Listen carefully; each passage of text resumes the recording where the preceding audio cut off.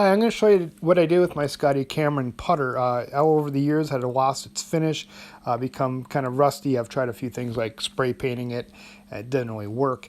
So I ended up buying this bluing kit off Amazon, the Birchwood KC refinishing kit, basically for guns.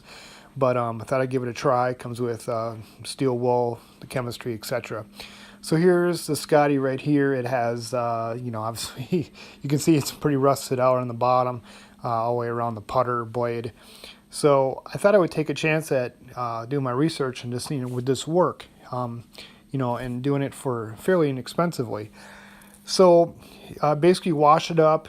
You take the degreaser and run it through a few times, make it very clean. You take the debluing and also the rust remover, and this is what it looks like now after those applications.